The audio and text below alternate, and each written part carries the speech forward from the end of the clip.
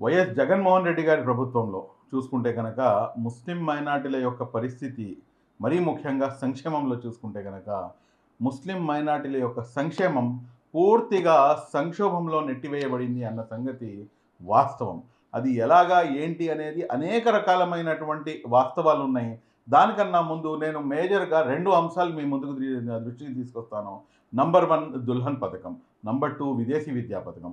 ఈ 2 పథకాలు ఎంత బ్యూటిఫుల్ పథకాలంటే గత ప్రభుత్వ హయాంలో చూసుకుంటే గనక దాదాపు 48,689 మంది దుల్హన్ పథకంలో లబ్ధిదారులు ఉంటే, ఈ పథకం ప్రభుత్వం ఏర్పడిన తర్వాత ఇచ్చినటువంటి వాగ్దానం అంటే గతంలో అపోజిషన్ లీడర్‌గా ఉన్నప్పుడు వైఎస్ జగన్మోహన్ రెడ్డి గారు ఇచ్చినటువంటి హామీ, నేను అధికారంలోకి రాగానే ₹1,00,000 చేస్తాను అని చెప్పి గుంపెగత్తుగా మన ముస్లిం సమాజం యొక్క ఓట్లన్నీ కూడాను తీసుకున్న తర్వాత 1 సంవత్సరం అయిపోయింది, 2 సంవత్సరాలు అయిపోయింది, 3 సంవత్సరాలు అయిపోయింది. కనీసం దాని గురించి ఎక్కడ కూడాను బ మ మాట్లాడడం కూడాను మాట్లాడట్లేదు. మరి అలాంటప్పుడు ఎన్నో కార్యక్రమాలు చేసిన తర్వాత అప్పుడు మైనారిటీ హక్కుల పరిరక్షణ సమితిగా మేము మన హైకోర్టులో ప్రజా ప్రయోజన వ్యాజ్యాన్ని వేసిన తర్వాత అప్పుడు 2022 అక్టోబర్ నుంచి ఈ పథకం అనేది అమలు జరుగుతుంది. ఆ అమలు జరుగుతుందంటే దానికి మూల కారణం మైనారిటీ హక్కులపై. కానీ ఇక్కడ మీరు గమనించాల్సింది ఏంటంటే, ఏదైతే వైఎస్ జగన్మోహన్ రెడ్డి గారి యొక్క ఇంటెన్షన్ ఉందో, అంటే ఈ పథకం నేను అమలు చేయకూడదు అన్న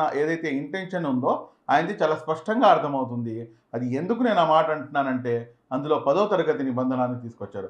గత ప్రభుత్వంలో చూసుకుంటే గనక కేవలం మీకు 18 సంవత్సరాలు, 21 సంవత్సరాలు white card. There ends the matter. ప్రతి ఒక్కళ్ళు దానికి అర్హత కలిగిన వాళ్ళే అని చెప్పేసి ఈ రకంగా తీసుకొచ్చి పెడితే కనుక ఈయన 300 యూనిట్లు కరెంటు బిల్లు, దాని తర్వాత 10వ తరగతి నిబంధన, దాని తర్వాత వధువు కానీ వరుడు కానీ ఇద్దరు ఒకే రాష్ట్రానికి చెందిన వాళ్ళే ఉండాలి. ఇప్పుడు మీరు ఫర్ ఎగ్జాంపుల్ మీరు చిత్తూరు కానీ లేకపోతే మీరు అటువైపు మీరు పొంగునూరు ఇటు సైడ్ ప్రాంతాల్లో చూసుకుంటే కనుక మీకు అక్కడ నుంచి బార్డర్ చాలా దగ్గర, అటు నుంచి మీకు తమిళనాడు బార్డర్ దగ్గర, అటు నుంచి కర్ణాటక కేరళ బార్డర్ దగ్గర అక్కడ ఇంటర్ స్టేట్ మ్యారేజెస్ అనేది జరుగుతుంటాయి. అంటే ఇక్కడ అమ్మాయి వచ్చేసి పూరుండి అబ్బాయి వచ్చేసి బయట వేరే స్టేట్ నుంచి ఉంటే కనుక మీరు దుల్హన్ పథకం ఇవ్వను అంటే అసలు కనీసం మినిమం కామన్ సెన్స్ ఏమైనా ఉందా అసలు ఈ పథకం అమలు చేసిన వాళ్ళకి అని చెప్పేసి చాలా స్పష్టంగా అడగాల్సినటువంటి అవసరం ఉంది. అదేవిధంగా చూసుకుంటే కనుక 10వ తరగతి నిబంధన, ఈరోజు 10వ తరగతి నిబంధన అని చెప్పి తీసుకొచ్చి పెట్టి నేను తగ్గించేవాళ్ళం కాదు. మీ యొక్క ఏదైతే ఇంటెన్షన్ ఉందో మీరు చెప్పేది ఏమిటంటే, మేము 10వ తరగతి నిబంధన పెట్టింది దేనికంటే మీరు విద్యని ప్రోత్సహించాలి అని చెప్పేసి.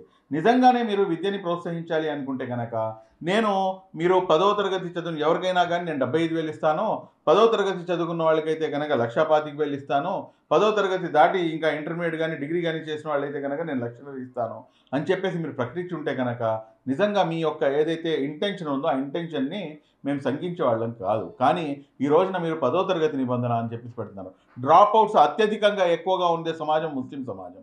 దాంతోపాటు మీరు చూసుకుంటే కనుక రైల్వేలో 7వ తరగతి చదివితే చాలు మీకు ఉద్యోగాలు ఇస్తానంటున్నారు.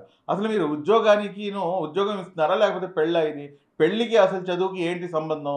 ఎందుకని చెప్పేసి ఇటువంటి కావాలని చెప్పేసి లింకులు పెట్టి ముస్లిం సమాజాన్ని దాని నుంచి దూరం చేస్తున్నారు అన్న సంగతి వాస్తవం. రెండో అతి ముఖ్యమైనటువంటి అంశం చూసుకుంటే గనక విదేశీ విద్యా పథకం. గత ప్రభుత్వ హయాంలో ఏదైతే ఉన్నత వర్గాల యొక్క ప్రజలు వాళ్ళు విదేశాలకు వెళ్ళి చాలా సంపన్న వర్గాల ప్రజలు విదేశాలకు వెళ్ళి వాళ్ళు ఉన్న అత్యున్నతమైనటువంటి స్థాయి, అత్యున్నతమైనటువంటి విద్యని అభ్యసించడానికి ఆ విదేశీ విద్యా పథకం అనేది చాలా ఎంతోగానో ఉపయోగపడింది. అందులో మరీ ముఖ్యంగా మైనార్టీ సమాజంలో ఈ రోజున డ్రాప్ అవుట్స్ ఎక్కువ. ఇందాక దుల్హన్ పథకం గురించి మాట్లాడుతూ చెప్పాను. కానీ ఇప్పుడు చూసుకుంటే కనుక మీకు విదేశీ విద్యా పథకం అనేది ముస్లిం సమాజానికి ఒక నెక్స్ట్ లెవెల్‌కి తీసుకెళ్ళింది. ఆ నెక్స్ట్ లెవెల్ ఏంటంటే, ఏదైతే ముస్లిం విద్యార్థులు డిగ్రీ చదువుకునుంటే చాలు వాళ్ళు. ఫాల్ సీజన్‌లో 250 మంది, స్ప్రింగ్ సీజన్‌లో 250 మంది. అంటే ఒక డిగ్రీ చదువుకున్నటువంటి ఒక ముస్లిం విద్యార్థి అయ్యి ఉండి అతని అర్హత అదే. అతను చదువుకునుంటే గనక అతనికి దాదాపు రూ. 16,87,000 ప్రభుత్వం నుంచి, అదేవిధంగా రూ. 1,87,000 వీసా ఖర్చులు మరియు రానుపోను టికెట్ల కోసం అని చెప్పేసి ప్రభుత్వం కేటాయించేది. ఇది తీసుకొని వాళ్ళు విదేశాలకు వెళ్ళి అక్కడ మాస్టర్స్ కోసమని వెళ్ళి వాళ్ళు అక్కడ చదువుతో పాటు నెమ్మదిగా వాళ్ళు అక్కడ ఉద్యోగం చేసుకుంటూ, అదేవిధంగా ఉద్యోగం చేసుకుంటూ చదువు అయిపోగానే ఉద్యోగం కూడాను అక్కడే సంపాదించుకొని ఎంతోమంది విదేశాల్లో సెటిల్ అయ్యి ఈరోజు వాళ్ళు ఇక్కడ తిరిగి వచ్చి వాళ్ళ యొక్క ఏదైతే స్టేచర్ ఉందో సమాజంలో నక్కకి నాగలోకానికి ఉన్నంత డిఫరెన్స్‌గా ఏర్పడింది. కానీ ఇటువంటి బహుత్తరమైనటువంటి విదేశీ విద్యా పథకాన్ని వైఎస్ జగన్మోహన్ రెడ్డి గారి తన కూతుళ్ళు వాళ్ళైతే విదేశాల్లో చదవచ్చు.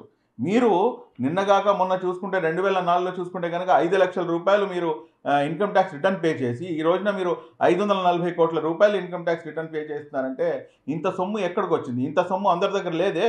ఇంత సొమ్ము నా ముస్లింలు, నా మైనార్టీలు, నా ఎస్టీలు, నా ఎస్టీలు, నా బీసీలు అని చెప్తున్నారు కదా. ఈ నానా అని చెప్తున్న వాళ్ళ దగ్గర ఇంత సొమ్ము అయితే లేదు. 5,00,000 నుంచి స్టార్ట్ అయ్యి వాళ్ళు 540 కోట్ల వరకు వాళ్ళు పరిగెత్తలేదు. కాబట్టి ఇటువంటి వర్గాల ప్రజలకు ఈ విదేశీ విద్యా పథకం అనేది అత్యంత ముఖ్యమైనటువంటి పథకం. ఆ పథకానికి అధికారంలోకి రాగానే గత ప్రభుత్వం ఇచ్చింది కాబట్టి నేను దాన్ని ఆపివేస్తున్నాను అని చెప్పేసి ఆపివేసినటువంటి దుర్మార్గపు ప్రభుత్వం ఈ వైఎస్ జగన్మోహన్ రెడ్డి గారి ప్రభుత్వం. మరలా మైనార్టీ హక్కుల పరిరక్షణ సమితి దానిపై పోరాటం చేసి అనేకమైనటువంటి కేసులు పెట్టించుకొని మరలా మనం కేసు మా ప్రజా ప్రయోజన వ్యాజ్యం అనేది దాఖలు చేసిన తర్వాత 25,88,00,000 రూపాయలు మేము తీసుకొని రావడం జరిగింది. ఈరోజు చూసుకుంటే కనుక గత ప్రభుత్వంలో చూసుకుంటే కనుక దాదాపు మీకు 547 మంది విద్యార్థులు విదేశాలకు వెళ్తే ఈ ప్రభుత్వంలో ఇప్పటిదాకా కేవలం ఒక 2-3 మంది విద్యార్థులు మాత్రమే ఇప్పటిదాకా విదేశాలకు వెళ్ళగలిగారంటే ఎంత దారుణమైనటువంటి పరిస్థితి, ఎంత దారుణంగా ముస్లిం సమాజాన్ని నయవంచనకు గురి చేస్తున్నారో చాలా స్పష్టంగా అర్థమవుతుంది అన్న సంగతి మీరు ఇక్కడ గమనించాలి. ఎందుకు ఈ 2 విషయాలు నేను మరీ ముఖ్యంగా మాట్లాడానంటే, ఈ 2 విషయాలు ఎలాంటివి అంటే, ఒకటి ఆర్థికపరమైనటువంటి ఇబ్బందుల్లో ఉండి ఆ యొక్క ఫ్యామిలీపై ఉన్నటువంటి బర్డెను, అంటే ఒక అమ్మాయిని పెళ్లి చేయాలంటే ఈ రోజుల్లో బర్డెనే, అటువంటి బర్డెను తీర్చే విధంగా ఉన్నటువంటి పథకం దుల్హన్ పథకం. రెండో వైపు ఒక కుటుంబం తన యొక్క స్థాయిని పెంచుకోవాలంటే కనుక, ఆర్థికపరమైనటువంటి స్థాయిని పెంచుకోవాలంటే కనుక విద్య ఒకటే మార్గం అని చెప్పేసి అనుకొని ఈరోజు పిల్లల్ని అత్యున్నతమైనటువంటి స్థాయి, అత్యున్నతమైనటువంటి విద్యను అభ్యసించాలి, వాళ్ళు కూడా చదవాలి అని చెప్పేసి అనుకుంటూ వాళ్ళకి ఇది దోహదపడి వాళ్ళు నెక్స్ట్ లెవెల్కి వాళ్ళు తీర్చిదిద్దబడుతుంటే ఈ 2 పథకాలని కూడాను తీసివేసి ఈరోజు ముస్లిం సమాజాన్ని నట్ట నిలువున ముంచివేసినటువంటి ప్రభుత్వం వైఎస్ జగన్మోహన్ రెడ్డి గారి ప్రభుత్వం అన్న సంగతి చాలా స్పష్టంగా అర్థమవుతుంది. ఎంత మోసపూరితంగా ఈ ప్రభుత్వం ముస్లిం మైనారిటీలతో వ్యవహరిస్తుందో చాలా స్పష్టంగా మీకు తెలియజేస్తాను. ఈరోజు రాష్ట్ర ప్రభుత్వం చూస్తే కనుక పెద్ద పెద్ద ప్రగల్భాలు పగులుతుంది. అదేంటంటే, మేము ముస్లిం మైనారిటీలపై ఈ 5 సంవత్సరాల్లో 23,000 కోట్ల రూపాయలు మేము ఖర్చు పెట్టాము అని చెప్పేసి ఒక పచ్చి అబద్ధాన్ని అసెంబ్లీ సాక్షిగా ప్రతి మీటింగ్లో కూడాను వీళ్ళు చెప్తున్నారు. కానీ నిజానికి వీళ్ళు ఎంత ఖర్చు పెట్టారో మనం సపరేట్గా చెప్పాల్సినటువంటి అవసరం లేదు. APSMFC, Andhra Pradesh state minority finance corporation అని చెప్పేసి ఒక వెబ్సైట్ అనేది ఉంది. ఆ వెబ్సైట్లో మీరు పొందుపరిచినటువంటి వివరాలు ఏమిటి అంటే, 2019-20 సంవత్సరానికి 527.73 కోట్లు, 2021 సంవత్సరానికి 16-14 అంటే 1,614.94 కోట్లు, 21-22 సంవత్సరానికి 1,253.20 కోట్లు, 22-23 సంవత్సరానికి 1,146.62 కోట్లు మాత్రమే ఖర్చు పెట్టారు అని చెప్పేసి, ఇది నేను చెప్తున్నటువంటి మాట కాదు, APSMFC, Andhra Pradesh state minority finance corporation చెప్తున్నటువంటి మాట. అంటే ఇదంతా టోటల్ చూసుకుంటే కనుక 4,542 కోట్ల రూపాయలు మాత్రమే ముస్లిం సమాజంపై ఖర్చు పెట్టారు. పోనీ ఈ డబ్బు ఏమైనా మాపై ప్రత్యేకంగా ఖర్చు పెట్టారంటే ప్రత్యేకంగా ఖర్చు పెట్టింది కాదండి. మాపై ఖర్చు పెట్టింది ఏంటంటే, ఇది నవరత్నాల కోసం మాపై ఖర్చు పెట్టినటువంటి అమౌంట్ ఇది. అంతే తప్పించి సపరేట్గా మాపై ఖర్చు పెట్టింది గుడ్డు సున్నా, ఎ బిగ్ జీరో. ఇది వాస్తవము. దీన్ని ప్రజలందరూ కూడాను గమనించాల్సినటువంటి అవసరం ఎంతైనా ఉంది. ఈ రోజున మేము ఈ మొత్తం వాస్తవాలు తీసుకొచ్చి బయట పెడుతున్నాం అని చెప్పేసి ఇమ్మీడియట్గా ఏదైతే ఈ వెబ్సైట్ ఉందో, ఈ వెబ్సైట్ని మీరు ఇప్పుడు కూడా ఎవరైనా వ్యూవర్స్ ఎవరైనా చూసేవాళ్ళు ఎవరైనా కానీ ఇప్పటికి కూడా మీరు APSMFC అని కొట్టి మీరు ఆ వెబ్సైట్ని ఓపెన్ చేస్తే అండర్ కన్స్ట్రక్షన్ అని చెప్పేసి పెట్టేశారు. ఎందుకంటే వీడు బట్టలు ఊడి తీసి రోడ్డు మీద నుంచోబడింది. ఎంత దారుణమైనటువంటి ప్రభుత్వం, ఎంత సిగ్గుమాలిన ప్రభుత్వమో సింపుల్గా ఒకే ఒక మాటలో తేల్చి చెప్పేస్తాను మీకు. 4,542 కోట్ల రూపాయల్లో మీ పిల్లలు, మా పిల్లలు అంటే మధ్యాహ్న భోజన పథకం కింద చాలామంది తింటారు. కానీ ఈ మధ్యాహ్న భోజన పథకం కూడాను కేంద్ర ప్రభుత్వం సహాయంతో నడుస్తుంది. ఈ కేంద్ర ప్రభుత్వం సహాయంతో నడిచేటటువంటి ఈ మధ్యాహ్న భోజన పథకంలో ముస్లిం విద్యార్థులు ఎంతమంది ఉన్నారో వారి యొక్క లెక్క సపరేట్గా తీసి దాన్ని కూడాను తీసుకొచ్చి దీంట్లో కలిపి చూపిస్తున్నారంటే ఇంకా దీనికన్నా దౌర్భాగ్యం ఇంకేమైనా ఉంటుందా? ఒకసారి ముస్లిం సమాజమే ఆలోచించాలి.